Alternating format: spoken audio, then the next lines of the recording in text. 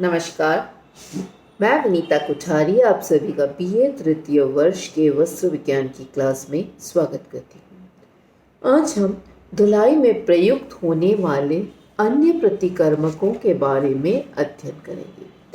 जो other laundry reagents हमारे साबुन और शोधक पदार्थ, अपमर्चक और विरंजक के अलावा हम धुलाई में कई प्रकार के अन्य केमिकल्स का उपयोग करते हैं जो ग्रीस, वसा, तेल, धातु, रंग, मैल, चिकनाई युक्त दाग धब्बों आदि गंदगी को दूर करते हैं। प्रतिकर्मकों की प्रकृति के अनुसार इन्हें हम विभिन्न वर्गों के अंदर विभाजित करते हैं। पहला, अम्लीय प्रतिकर्मक एसिडिक रिएजेंट्स। दूसरा, क्षारीय प्रतिकर्मक एल्कलाइन रिएजेंट्स। तीसरा, चिकनाई अवशोषक प्रतिकर्मक ग्रीस एब्सॉर्बेंट रिएजेंट। और चौथा, चिकनाई गोलक प्रतिकर्मक ग्रीस सॉल्वेंट एब्सॉर्बेंट। आइए अब हम इनके अंतर्गत आने वाले विभिन्न केमिकल्स का डिटेल में अध्ययन करते हैं। तो अम्लीय प्रतिकर्मक धुलाई कार्य में दाग धब्बों छुड़ाने के लिए प्रयोग में किए जाने वाले प्रतिकर्मक अम्लीय स्वभाव के होते हैं। इन प्रतिकर्मकों का उपयोग जांतव रेशों, ऊनी, रेशमी रेशम से निर्मित वस्त्रों के लिए उत्तम रहता है। जांतव रेशों में अम्ल के प्रति अधिक सहनशीलता होने के कारण वे रेशों को हानि नहीं पहुंचाते हैं। यूजुअली हम इनका उपयोग करते हैं तो हम डाइल्यूट सॉल्यूशन इनका यूज़ करते हैं। डाइल्यूट सॉल्यूशन या तनु घोल का उपयोग करने से रेशा क्षतिग्रस्त नहीं होता है और हमारे जो वस्त्र के ऊपर दाग धब्बे होते हैं वे निकल जाते हैं। यूजुअली हम बहुत अधिक इनका उपयोग करते हैं, कंटिन्यूअसली इनका वस्त्रों पर उपयोग करते हैं तो उस स्थान पर वस्त्र हमारा कमज़ोर हो जाता है, फटने लगता है। अतः जहाँ तक हो सके बहुत अधिक आवश्यक हो तभी इन केमिकल्स का हमें उपयोग करना चाहिए। और यदि हमने इनका उपयोग किया है तो उपयोग के पश्चात हमें वस्त्र को शीघ्र धो लेना चाहिए जिससे कि वस्त्र के रेशे नष्ट न हो। इसमें जो अम्लीय प्रकृति के विभिन्न प्रकार के रसायन जिनका हम उपयोग करते हैं वे निम्न प्रकार से हैं। पहला, एसिटिक एसिड। एसिटिक एसिड जैसा कि हम जानते हैं हमारे घरेलू स्तर पर इसे हम विनेगर कहते हैं। दो प्रकार या कई प्रकार की कॉन्सेंट्रेशन के रूप में पाया जाता है। ग्लेशियल एसिटिक एसिड सांद्रता पूर्ण होता है, सबसे अधिक शक्तिशाली, शुद्ध और सांद्र अम्ल होता है, परंतु इसका सांद्रण रूप रेशों को क्षतिग्रस्त करता है। अतः तनु घोल को हम दाग धब्बे छुड़ाने के लिए प्रयोग करते हैं। घरों के अंदर जो हम एसिटिक एसिड या विनेगर यूज़ करते हैं उसमें 6% एसिटिक एसिड मिक्स होता है। रंगीन सिल्क वस्त्रों की धुलाई के पश्चात खंगालने और अंतिम पानी में यदि 6 बूंद एसिटिक एसिड की डाल दी जाए तो वस्त्रों के अंदर चमक आ जाती है, वस्त्रों के अंदर बहुत अधिक नील लग जाती है। तब अब कुछ बूंद 2 से 4 बूंद यदि हम डाल देते हैं पानी के अंदर और पुनः वस्त्र को खंगाल लेते हैं तो जो अत्यधिक नील का इफेक्ट होता है वह समाप्त हो जाता है। यूजुअली एसिटिक एसिड धातुओं के साथ क्रिया करने पर वस्त्र में काले धब्बे छोड़ देते हैं। अतः वस्त्र जब हम एसिटिक एसिड के साथ उसकी धुलाई कर रहे हैं तो उसमें लगे जितने भी बटन्स हैं या कोई भी एसेसरीज उसमें लगी है जो कि यूजुअली मेटल्स की बनी होती है उन्हें हमें हटाकर ही एसिटिक एसिड में वस्त्र को धोना चाहिए। सेकंड आता है oxalic acid. Oxalic acid actually रत्नों से प्राप्त क्रिस्टल्स रूप में मिलता है, रवों के रूप में प्राप्त होता है हमें और ये क्रिस्टल फॉर्म के अंदर होता है, नमक और मिश्री के समान दिखाई देता है और जिस पात्र में रखा जाए उस पर हमेशा हमें पॉइजन लिखकर रखना चाहिए, क्योंकि एक पॉइजनस पदार्थ होता है। छोटी सी भी इसमें हमारी भूल, क्योंकि ये हमें किस तरह से लगता है, नमक और मिश्री के समान दिखाई देता है, तो गलती से भी इसका यदि किसी प्रकार से सेवन कर लिया जाए तो यह पॉइजन का कार्य करता है। वस्त्रों पर लगे जंग, साई व फलों के दाग धब्बे छुड़ाने के लिए ऑक्सैलिक एसिड का उपयोग किया जाता है। जंग का दाग जो किसी अन्य प्रतिकर्मक से नहीं छूटते हैं, वे ऑक्सैलिक एसिड से सफलतापूर्वक छूट जाते हैं।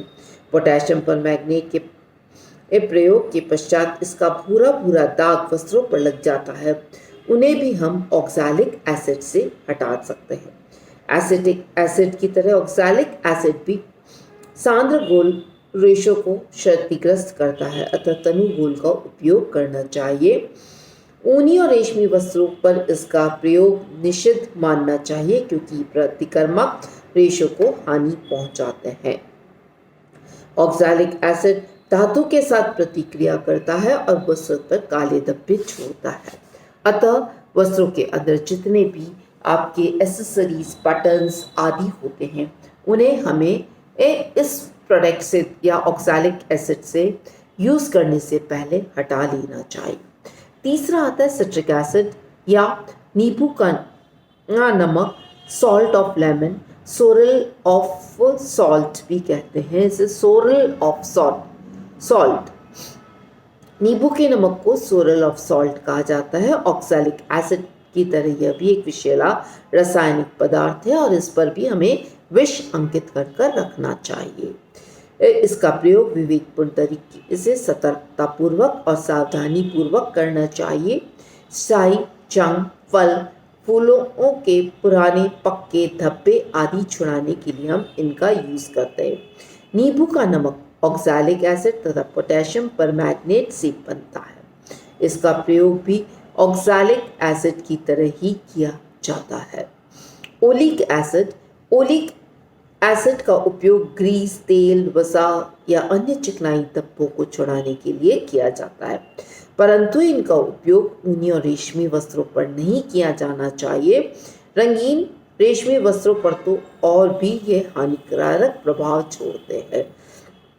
रंगीन वस्त्र पर रंग निकलने के जाते हैं और वे भद्दे और बदरंग हो जाते हैं और बेजान हो जाते हैं। ऊनी वस्त्र पर भी इनका प्रभाव हानिकारक होता है, इसके लिए हमें इनका प्रयोग नहीं करना चाहिए। सूती और लिनन के वस्त्र जिन पर चिकनाई के धब्बे होते हैं, उन्हें दूर करने के लिए हम ओलिक एसिड को यूज कर सकते हैं, परंतु ध्यान में रहे कि वे वस्त्र रंगहीन होनी चाहिए। ओलिक एसिड की तरह यह भी एक वसीय अम्ल है जिसका प्रयोग साबुन निर्माण में किया जाता है। वस्त्रों पर दाग धब्बे हटाने के लिए इसे 10 से 15 मिनट तक धब्बों पर लगाकर छोड़ दिया जाता है, जिससे चिकनाई खुलने लगती है और इसके पश्चात अमोनिया इसके ऊपर रगड़ दिया जाता है, जिससे अम्ल का प्रभाव नष्ट हो जाता है और दाग धब्बे तुरंत हटने के बाद हम स्वच्छ पानी में वस्त्र को खंगाल लेते हैं। अतः वस्त्र पर ओलिक एसिड की तीव्र दुर्गंध आने लगती है। यदि हम इसको तुरंत नहीं खंगालेंगे तो ओलिक एसिड की जो एक बैड स्मेल है वह हमें हमारे वस्त्र में परमानेंट घर कर लेगी। अतः तुरंत लगाते ही 10-15 मिनट उसको रखने के पश्चात तुरंत वस्त्र को धो लेना और उसके पश्चात हमें उसकी धुलाई कर लेनी चाहिए।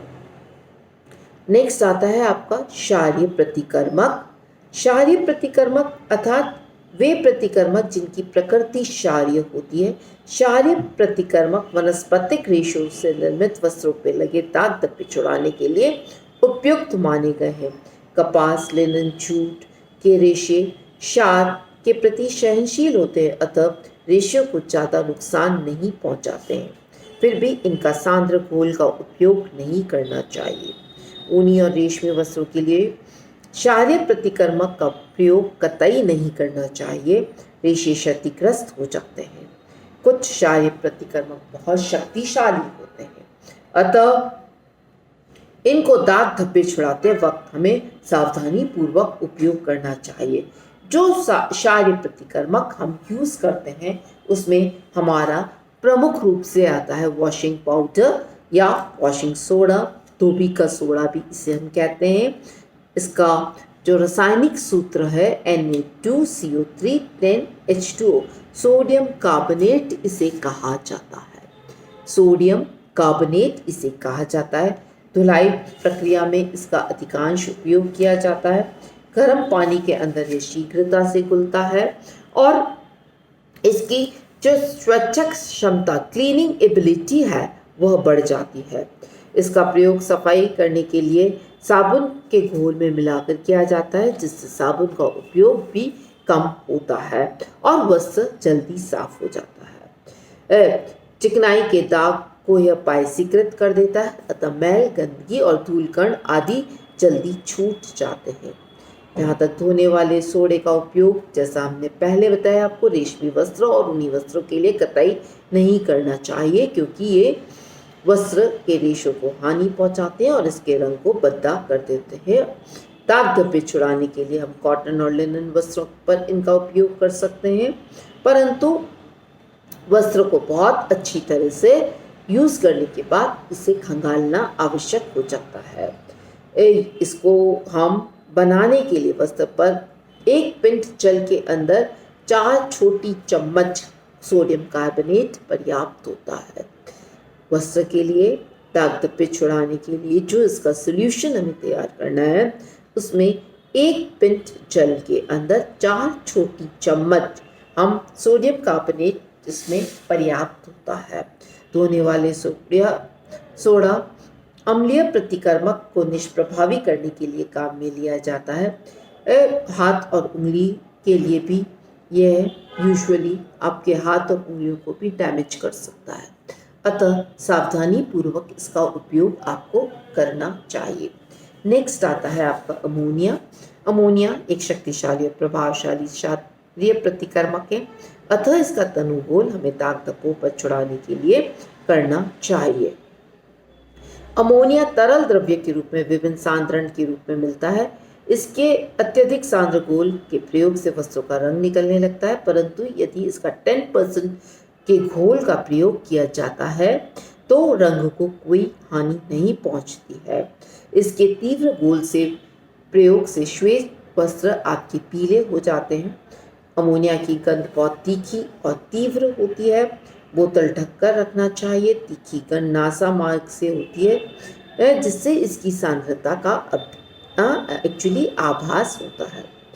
अमोनिया को यूज करने के लिए 1 पिंच पानी में 2 से 3 चम्मच अमोनिया का घोल बनाकर सफ़ेद और साफ कपड़े डुबोकर रगड़ते हैं, जिससे दाग धब्बे छूट जाते हैं। दाग धब्बे हट जाने के पश्चात इसे स्वच्छ जल से खंगाल लेना आवश्यक होता है। अमोनिया का उपयोग अम्लीय प्रतिकर्मक के अम्लीय स्वभाव को निष्प्रभावी या न्यूट्रलाइज करने के लिए भी तथा जेवल वाटर की अजीब गंध को भी हटाने के लिए किया जाता है।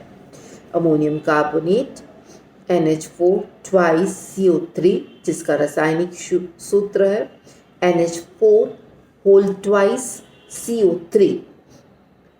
अमोनियम कार्बोनेट मृदु एवं कोमल प्रकार का क्षारीय विरंजक है। प्रयोग सभी प्रकार के वस्त्रों के लिए निसंकोच किया जा सकता है।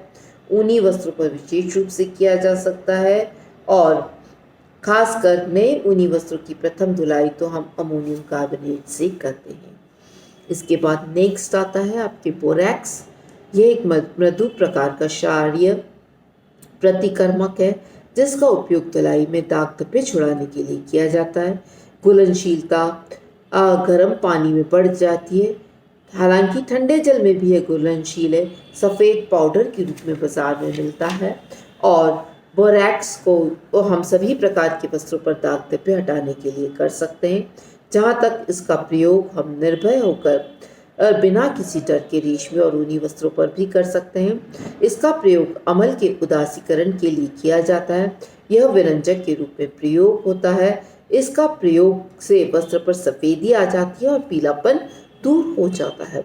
बोरैक्स को यदि स्टार्च में मिलाकर कलफ दिया जाता है तो वस्त्र सुंदर और चमकदार फिनिश आती है। इसे इस्त्री के पश्चात वस्त्रों का रंग भूरा नहीं होने देता है। इसके अतिरिक्त वस्त्र जो चटकने के दाग होते हैं वह नहीं होते हैं इसमें। स्टार्च में इसे 1:10 के अनुपात अर्थात 1 भाग बोरेक्स और 10 भाग स्टार्च के रूप में मिलाया जाता है। तो इस प्रकार आज हमने 2 प्रकार के प्रतिकर्मकों के बारे में जो कि साबुन के अलावा यूज किए जाते हैं वस्त्र धुलाई के अंदर उनका अध्ययन किया। वे थे आपके क्षारीय और अम्लीय प्रतिकर्मक। बहुत बहुत धन्यवाद।